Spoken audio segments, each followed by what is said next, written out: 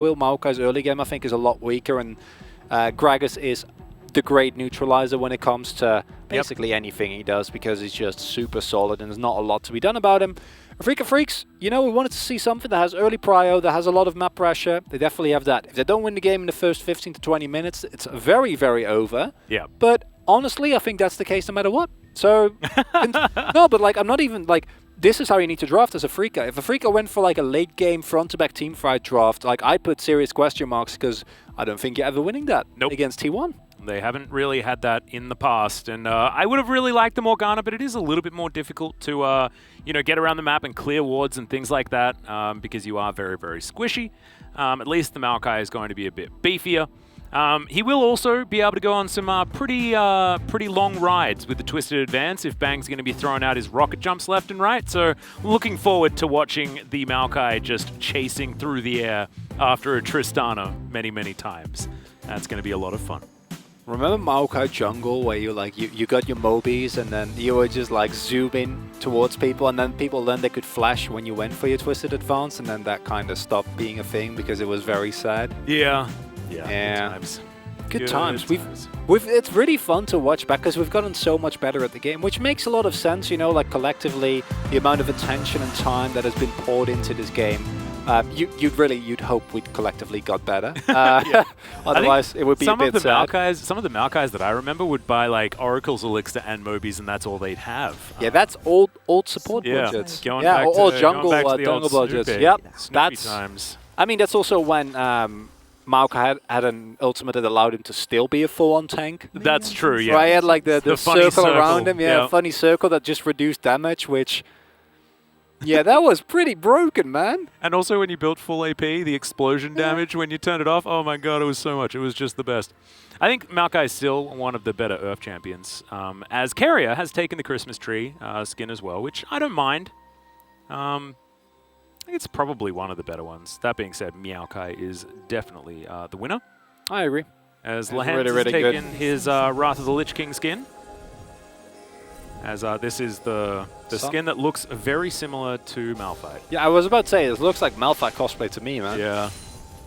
Huh. This is first pick for Victor. Obviously, in this split, I don't think I need to clarify that any further. And something that I always like is that Carrier, or rather that I like here, is the Carrier's gone for the tank build. We have, of course, seen, especially early in the split when it wasn't nerfed yet, the Imperial Mandate with like AP and Combat, which I think is still, like, even though it was nerfed, like that's still a build you can go. However, with the amount of damage you have available with like the free carries, right, I don't think it's a problem whatsoever to go for the tank build. I think it's a lot more consistent.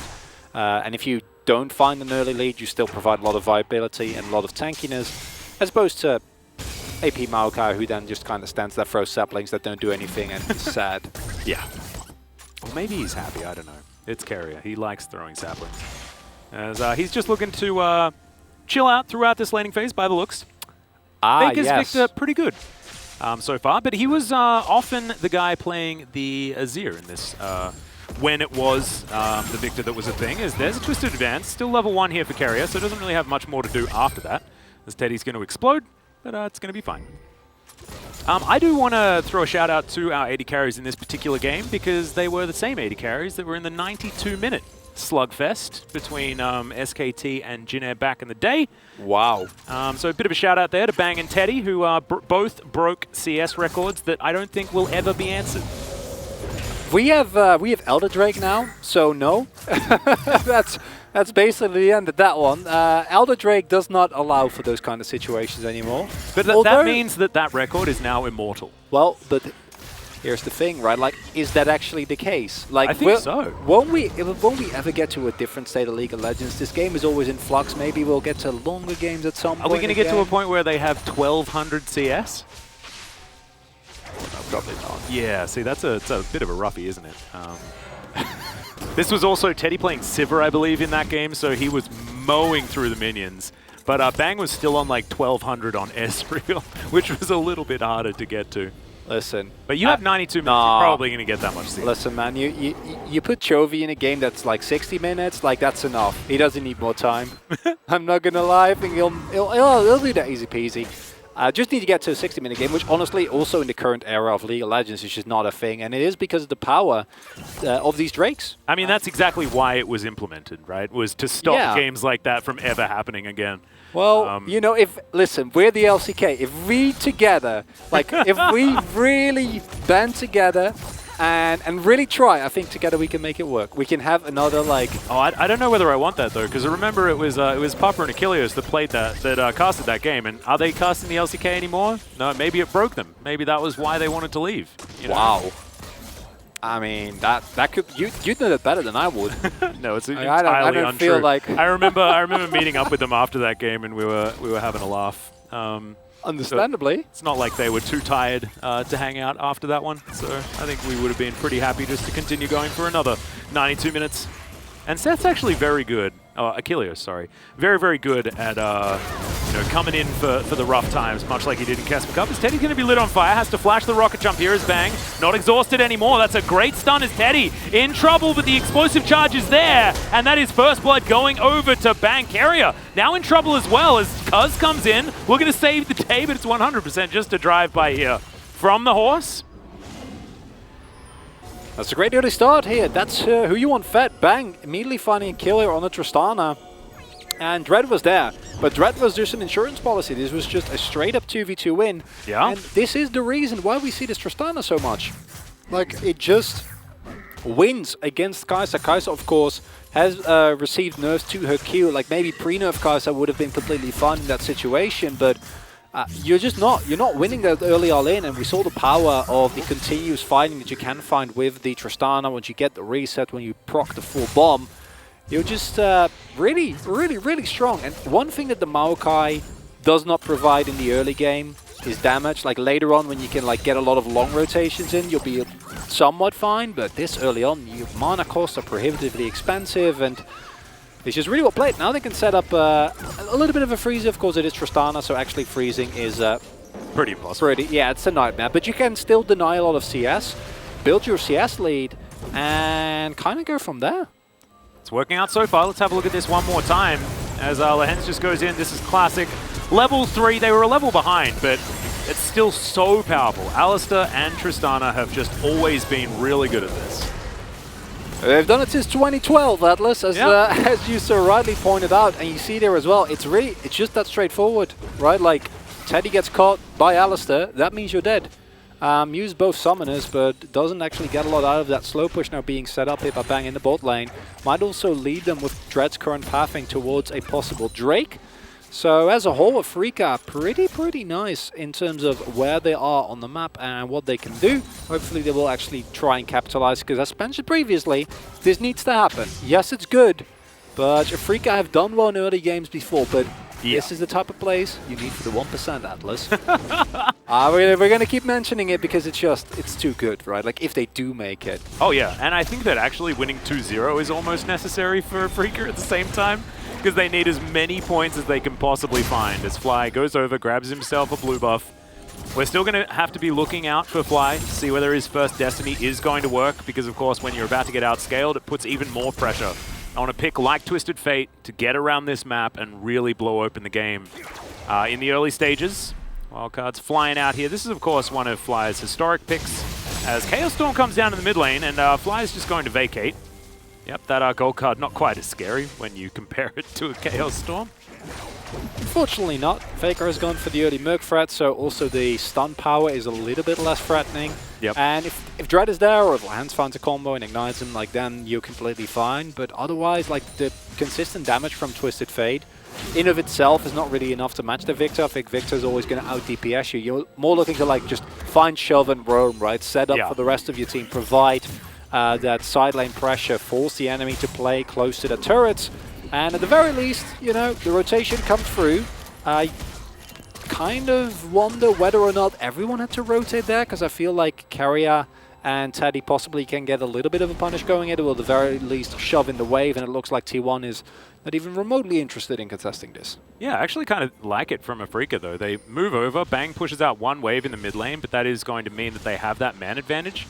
And Afrika knew that there were two on the bottom side of the map, and so it was guaranteed that this Rift Herald was just going to be picked up by Dread. But like you were saying, T1, no real intention of stopping that, as the Drake's still alive as well, been alive for a while. This game might be a little bit of delay on the Dragons this game. As legends sweeps out this ward, and him and Bang will continue to surge ahead here in this lane. Kanna's hinting towards an AP top Gragas, which I think is pretty interesting. I don't feel like you necessarily need the damage with the composition that you have. Yeah. It will provide you with a lot more burst, and it means that Fly basically can't play the game, which I guess is good, right? Like even more so than just the Hacker-Im. Like if there's also an AP Gragas that blows you up with a cask, then it's way worse. But in terms of consistency of your team comp, and if you fall behind, it's a big risk taking it by T1. Well, Dread's coming up for the set play. Just going to hope to try and get a bit of a kill here onto Canna, as there's the Destiny. Fly immediately all the way under the turret, but that's a red card. Maybe not exactly what you want, but still Canna is going to be dead, and Keen grabs that kill. It is now 2-0 in favor of Afrika, and they have a Herald in hand to get Keen even further ahead. Oh, Faker. Oh, no. Faker going to be caught in transition. There's the headbutt pole. Good night, my friend. Bang says, hello. Remember me? And then picks up the kill. They will be able to come over here and try and stop this Drake as well, potentially. As Teddy's going to rotate up, and it looks like Afrika decide that that's not what they want. They've got a fair bit of action happening here towards the top side, and they don't want to risk it. I wonder whether or not they can actually get the first turret blood. I'm not entirely sure. I think that they might have the time. There's no teleports available if King just starts hammering away at the turret. So, listen, Afrika, you're getting the lead. Like one Ocean Drake does not compare to what we see here. Bang is getting fed. T1 is giving up turrets. It won't be first turret blood though, so that's a really big win for T1 if they can keep that one alive. Never mind, the Means actually got it in the end. I thought Kanna would be on time, but as a whole, Afrika, that's a Freak Gold lead. That's the territory we need to be in, Atlas. Yeah, this is the 40% win rate territory of leads heading towards 15 minutes for Afrika, but this is certainly looking like they've got their ducks in a row. Now you've made it sound worse. Like, I'm very excited. When you say 40%, I don't get excited. Yeah. I'm trying to temper the expectations. You know, that's my plan. As Dread gets delivered closer to Canna, that allows Afrika to pretty comfortably take this one away, as Faker is trying to get some extra vision, but Bang and Legend's in perfect position. And he knew, right? Like the moment he walked up there, you already saw him starting to walk back, and he was like, no, that was a mistake. Well, speaking of which, Faker down to about 100 here as Fly underneath the turret. Gets a bit of a wild card there onto Carrier, but Carrier's going to be safe for now. As Bang, rocket jumps forward. Teddy in a bit of trouble here. Bang still has the heal available. Teddy in the same position. There's the buster shot. One more auto and the rocket jump. Oh no! The flash out and the flash follow from Bang. Teleport to come in here from Faker, who wants to get his revenge. But now, oh, the sapling! Will it land on the Bang? It will be enough there, as he also had the ulti. Fly is getting chased down by Faker, but Faker's getting chased down by Legend's and Dread. The cow and the bear slash tiger slash all sorts of different animals going to be able to take him down. Now Carrier and Carl's nothing that they can do. Afrika, 5 kills to 1. It's been a day of PvE kills, rather, Atlas, because first we had the chicken, now we have the sapling. And what we're seeing here is just nothing short of disrespect coming out from T1 and just incredibly well-portioned aggression coming out from Afrika across the whole of the map. Like, you cannot try to 1v1 the Tristana. This is literally what the champion does, right? Like, this is why you pick even when you're not mega fed, like like Bang is, right? And they already had 2 kills, right? So just a straight-up disrespect. And then also trying to play so far forward with a level deficit when the rest of your team is getting pushed out of mid and being this far forward. I'm just baffled. Like, this is not something you can get away with as T1. And I'm really glad that Afrika are punishing them here, because it is very justified. Also, Faker just kind of getting desperate for this kill, because I feel like the moment you spot that Alistair and you know you're playing against the TF, like, Faker just kind of flashes forward, like presumably looking for, the sapling MVP there, presumably looking for like a play on maybe like a final laser, but like getting that greedy for a kill and disregarding your environment is not something that we're used to seeing from T1. Yeah. And Afrika's making great use of it. Now, I still want to kind of hold your expectations, because Afrika, we've seen them be in a similar position before. They do have a historical difficulty with actually closing out games like this. And the composition from T1 will reach a point of late game inevitability. This game is not yet over, but Afrika is answering the first question, which is win early game. Yeah, well, there's the chem tank in. Gold card going to be there, but Fly just blows up. Does go golden, and that is going to mean that Faker dies, and Fly should be all right. Ooh, the post-mortem Chaos Storm, almost. Posthumous, sorry. Able to do a fair bit of damage there to Fly, but he's going to be absolutely fine. Faker not so lucky. 0-3-0 now on the Victor. Not having the greatest of times as Carry has found Dread, but maybe Afrika have found T1 as T1 do back away. And Keen here in the mid lane wanted to try and break down this turret as Canna just by himself on the top side of the map, just doing his best to get into a winning position. But this is rough for T1, but I like that you bring up the fact that Afrika haven't been able to transition leads like this so far in this season. So we're going to have to see more as the Hex flashes over. Decides they don't want to go for anything too aggressive. Because the one thing that's key to take away is that Afrika, when they're setting up the plays, like they have so much lockdown, right? Like you see, the problem that someone like Faker has in this game is he's in the mobile carry against Udyr, Aatrox, Twisted Fate, and Tristana that jumps on top of him and Alistair, right? Like that's a nightmare scenario. Obviously, him getting caught in the river is still just a straight up mistake and kind of ties into the bigger picture of T1 not really respecting Afrika. But the flip side of that is that if Faker gets to his 2-3 item power spike, the Afrika composition, they also need to go in, right? Like they're short range, they need to go in to actually make it work later on, and that's where I feel like the possibility for T1 to flip this game around is still there, and that's why I'm like, this is looking really good. Afrika are going to get the Drake. There is a relevant Drake coming because Atlas has been very friendly to us today. I've been lenient today, haven't I? You have been. I think we all collectively really appreciate it. Everyone at home said, yeah, thank you, Atlas, you know? Hopefully that means that we get an Infernal, because that's the most fun. Yeah, I'd agree. Although I feel like if you're a Afrika and you get a Mountain Drake, you're very, very happy because it makes it so much harder for the consistent damage from T1 to actually shine through, and it does mitigate a lot of the burst from Well, that's what we're going to get. So, okay. Glad you said that, because that means that I feel less bad about it not being an Infernal. I mean, fire is fun. I get it. Yeah. That's basically what it boils down to, right? That's why big numbers are fun. Every game. Yeah, precisely. Bang going to be able to take down this outer turret on the bottom side of the map. The Herald was what T1 got for it, so surely might be utilized here. As we're going to have a look at Faker dying in the mid lane. Fly maybe not necessarily needing to flash forward there, but did have the stopwatch to deny Cuz the kill. And the Chaos Storm just not quite enough to lock down Fly. My point being that, though, if there's a Faker with 2 items, right, like Fly's 100% dead there. And like the itemization on the side of T1 is going to become much more threatening as the game progresses, as opposed to that of Afrika, who up until 2 items are going to be like the masters of the Rift, right? Like there's no way that they should lose control of the game in that point. And if Afrika can keep this up, if they can keep control of this game, if they can battle their demons and actually keep control and don't get caught in the side lane, don't overextend into a team fight, don't overextend into a choke point, they are in prime position to take this game #1. And well, Cuz pivotal. Cuz hasn't actually really done very much this game so far. As you can see, 0-0-0. So the Hecarim going to be very important if T1 do want to make the comeback. But not deciding to go in just yet. Still has his Ghost available. Let's see whether the horse is going to try and do something here. Instead, he's thinking about going back home.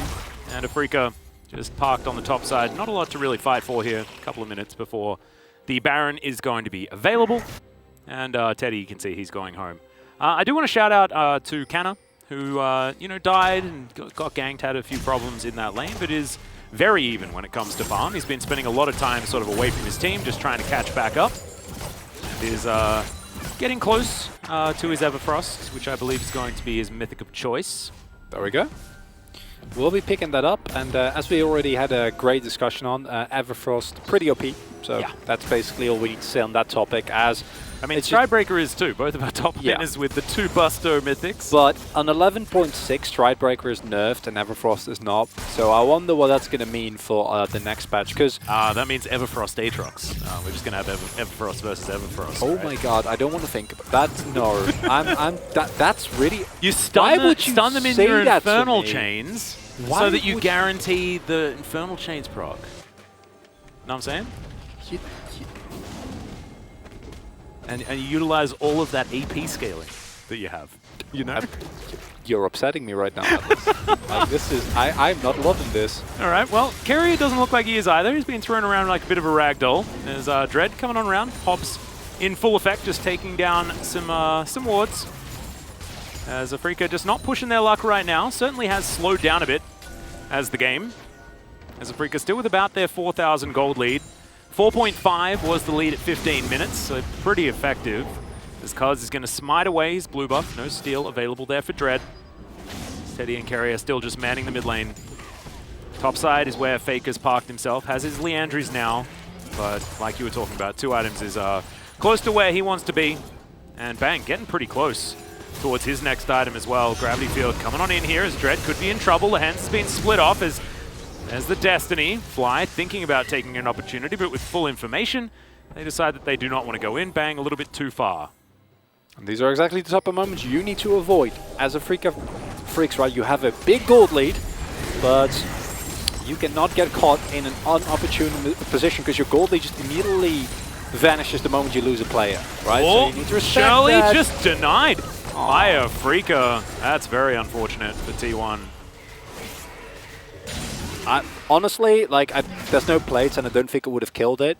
But it feels so bad, right? Like, yeah, imagine being T1 and you're like, okay, guys, we have a moment. Nope, no, you don't get a moment. You get to wait as Afrika keeps playing the game. And I want to go a little bit in, like, I talked about the break points that we might get, right, where T1 can take over again from Afrika. First set of those has been hit. The one item power spikes have come through from T1. The problem is that as a whole, I think Afrika is going to benefit way more. They're also ahead of the curve, right? And like earlier on, it matters a lot more. So this Drake, you give up. And this is where the early Drake that T1 was able to pick up really comes into play, because if you don't have this early Drake, this game is looking way better for Afrika, right? Because they would be looking towards Soul Point if they pick this one up. And then all of a sudden, the pressure is on. Now, thanks to this, if T1 play respectful, which does what they've been doing. Well, in goes Dread. He's going to be able to get that stun onto Faker there, who does manage to get the Chaos Storm down. Bang is going to be taken out. So, 1 for 1 so far. Looks like Afrika just want to get rid of the turret, and they will do so.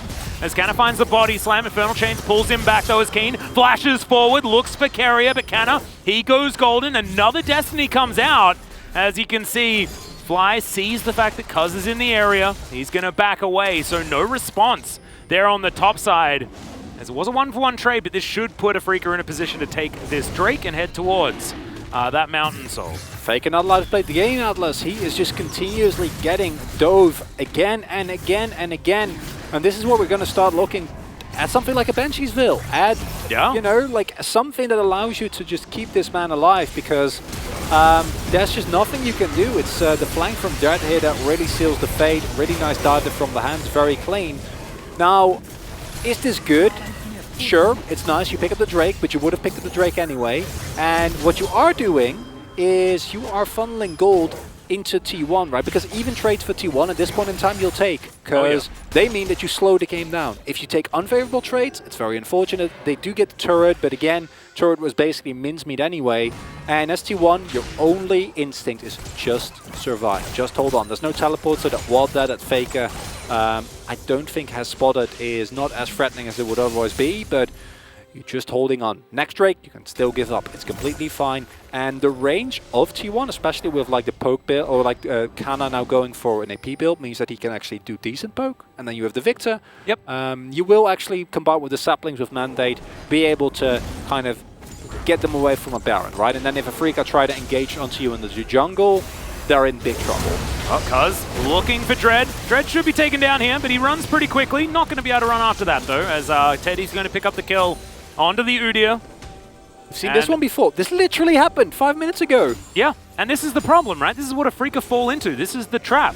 And it's just milling about in the mid-game and not actually having a clear plan of how you're going to win the game. And what I think is that Afrika, they do have an instinct at what they need to do, which is set up vision on the top side of Baron, right? Like set vision around that jungle and try and make it work from there, right? Try to get the pressure as Bang is right-clicking real good. Rapid fire is one hell of an ability. Oh yeah, yeah. It's it feels very good, you know, as Tristana when you're playing against her, not so much. But what we're seeing here is, like, Afrika, I think the instincts are correct, but the problem is, and this has been the problem for the whole split, and why I told Afrika fans not to get overexcited, is the instincts are right, but the execution is not. You cannot just be there alone, even with how tanky you are as Dread. You need the rest of your team ready to immediately follow up. You can face check, as you did, that's fine. This Cuz might have been caught. Yeah, Fly doesn't have another gold card though, and Cuz with his Ghost runs pretty damn quick, but Lehens might be able to catch him. He gets into the brush, but that should be a pulverize. Teleport comes forward, Faker gets here. Canna's going to be there to back him up as well. So Cuz is going to survive, thankfully. Horse very, very fast. And another play from Afrika that doesn't quite work. Currently it's under 4,000 gold, the lead, and T1 really have stagnated the advantage that Afrika has put forward.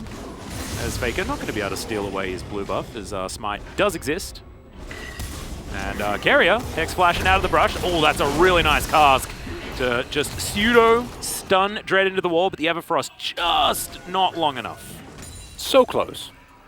So close. And if you find the Everfrost there, then all of a sudden it goes right. But the key point here is, yet again, Afrika are not getting anything done.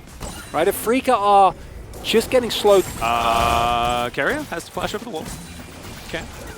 I believe that was just him charging the Hex Flash, which is why it looked like he just stopped.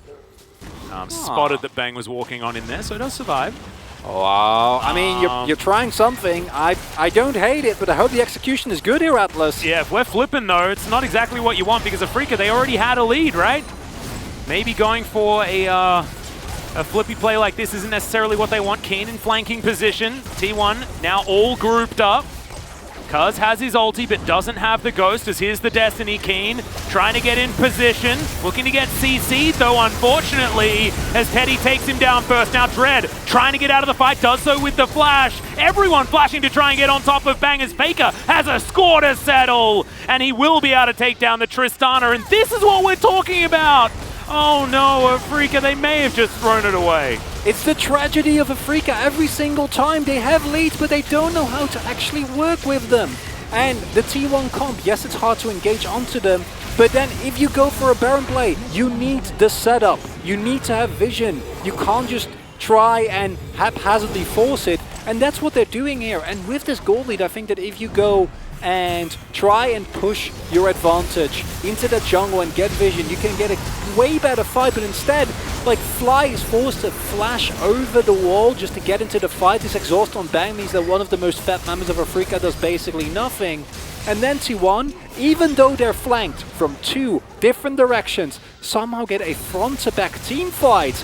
The execution just isn't there for Afrika. And now T1, they have Baron. They don't even need to use this Baron. Yeah. I'm not even kidding. Like, you don't even have to do anything. You can give up this Drake. It literally doesn't matter. All you need to do is hit you 2 item power spikes, and if this shows me something, it's that T1 will out-execute Afrika every single time. Well, that's exactly what's happened so far. Now that gold lead is all but gone. About 1.4k.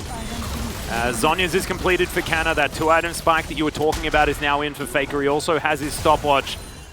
The Void Staff going to be very, very important for Faker to actually do legitimate damage, and now it's about getting those defensive items online. I think Zhonya's is very important. He might even go for a Banshee's Veil on top of it, unless he wants to just put together his second mask. I'm inclined to call this one over, Atlas, and this is so depressing, but like, this is the trend that Afrika follows every single time, and I swear, Afrika is like 30% of an amazing team. Yeah. Like, they're 30, and then like, it looks so good, right? Like, the catches, the fights, the laning phase, it's all there, but then the moment they need to start moving around the map, the moment they need to start setting up vision, they need to contest objectives, they need to create openings for themselves, it's not there. They just start an objective, try to overforce, and then...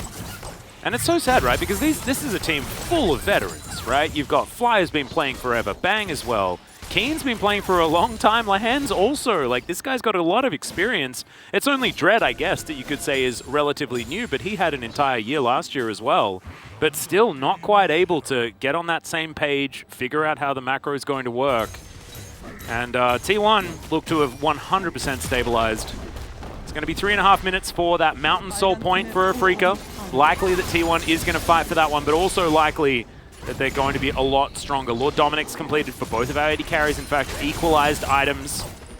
And this is still winnable. If they can just get on top of that backline, right? If they can blow up Fetty and and or Faker. Yeah. You call him Fetty? That's actually great. Fetty and Taker. Yeah. I actually don't hate Taker. I mean, it sort of makes some sense, you know? Yeah. As Faker's taking back this game, and Teddy's getting fed. It's beautiful. Lahen's going to go down to half health and headbutts Faker, and now he's going to get hit back by a horse. Does have to flash there, as you can see. In comes the Destiny, Cuz relatively low.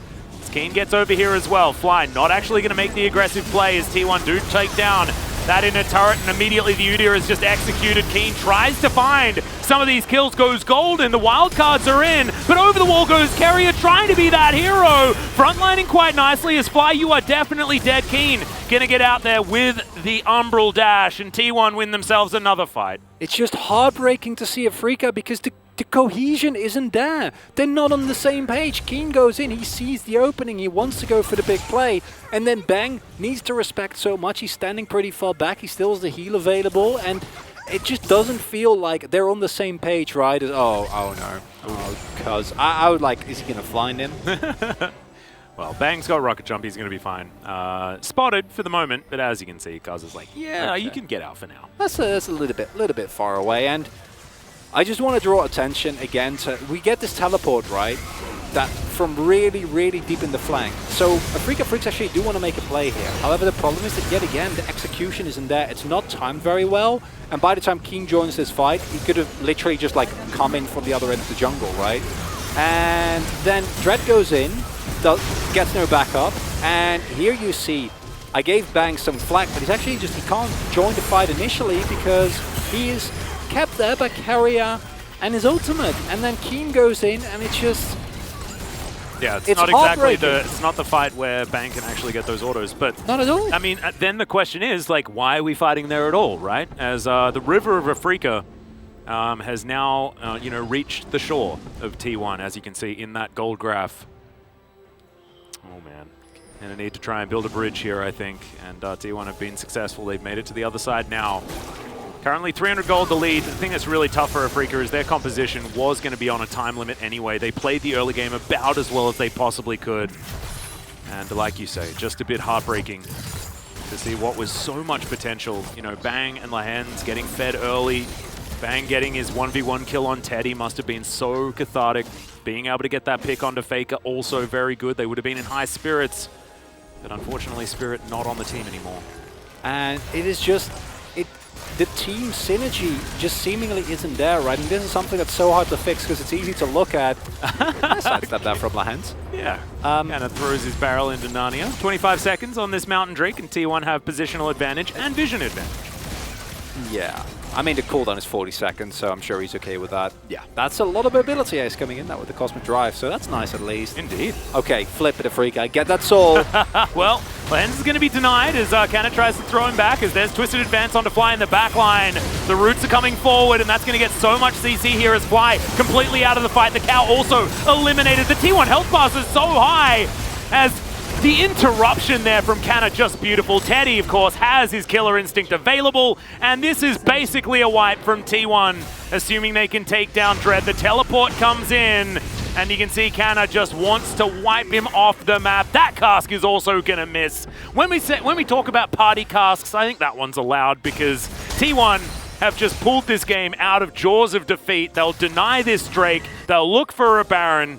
And I'm starting to feel like it's over. That's cause for celebration, okay? You can throw out the party cask. It's 40-second cooldown. No one cares. Dread? Can he be the hero? I think Canna might be able to body slam him out of the way of this one. As he does so, there's the Everfrost. A lot of CC, but he's still able to walk in. No way! Drake! What the heck was that? Oh no! Merktread's completely OP. He's going to die. And the Baron is going to go to T1. But still, that's Mountain Soul. That's cool stuff. Nice work, Afrika. If Afrika win, I'm giving the MVP or the POG over to Dread, 100%. Oh my god. Okay, I'm going to need a moment there. I'm going to focus on this first before we dive into that.